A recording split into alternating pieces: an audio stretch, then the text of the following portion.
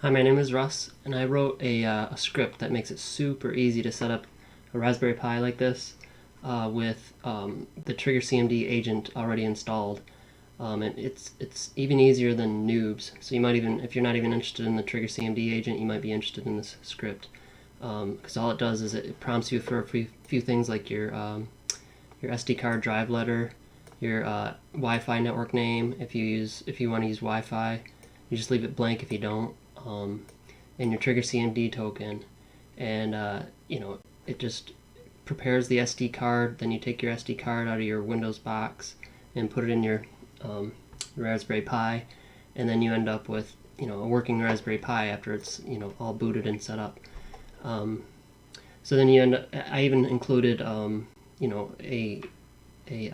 software on the Raspberry Pi installation that sets it up to allow for a garage door opener.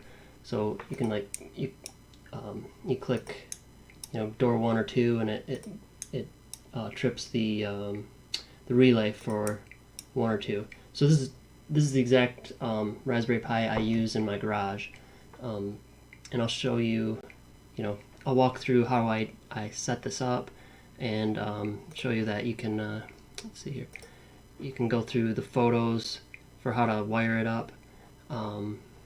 It just makes it super straightforward and simple.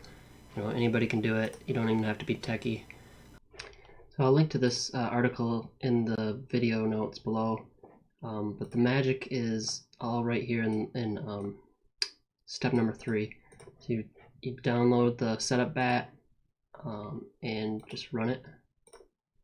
And it prompts you to format the SD card, which I've already taken it out of the Pi and put it in this little adapter and shoved it in my computer, and it had a bunch of partitions because it came from the Pi, but the SD formatter tool got rid of them all. So it's nice for that because it prepares it in the right format, and it also can wipe out all those partitions.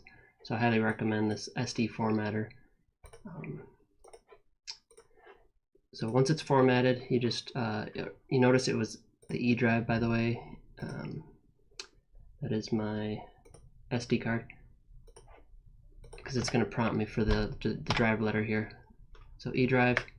I'm going to hit enter here because I do not want to use wireless. I'm using the wired Ethernet cable.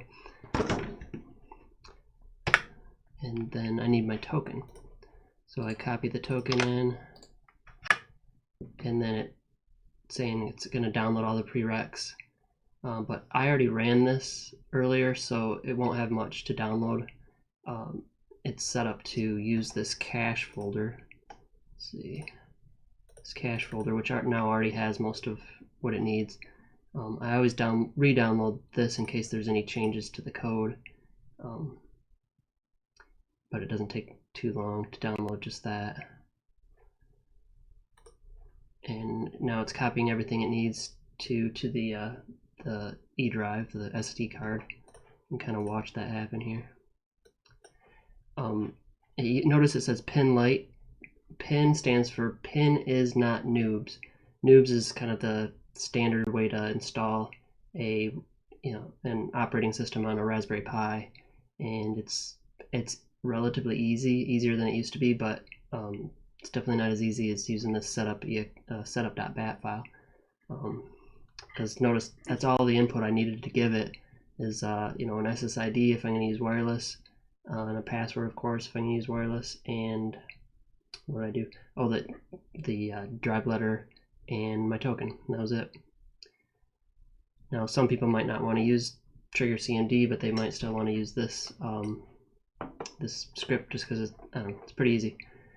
All right, it's ready. Now I will eject this, remove it, and put it in my Raspberry Pi.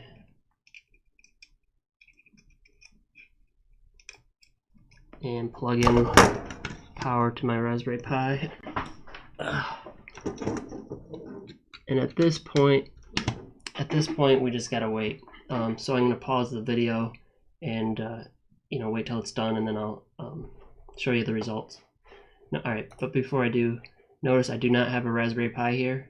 When it's done, the Raspberry Pi will just show up right there because it has the token and it's downloading all the software to the Raspberry Pi. So with that token in the software, it can automatically log in to your account and create the computer record in your account. So we'll wait till that's done. Okay, it's been about almost 25 minutes, and I saw that it was almost done.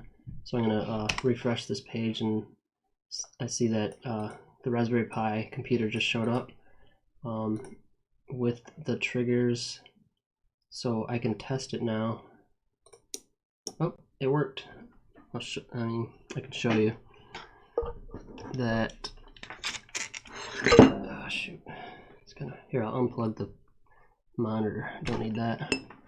Anyway, here we go. Oh, I thought I'd unplugged it or something. So yeah, it works, and I can reboot it, but I won't. Yeah, so now that that's done, let me show you the last steps that I recommend doing. You want to download PuTTY, but I already have it. Oops, PuTTY. Come on, PuTTY. And then connect to Raspberry Pi.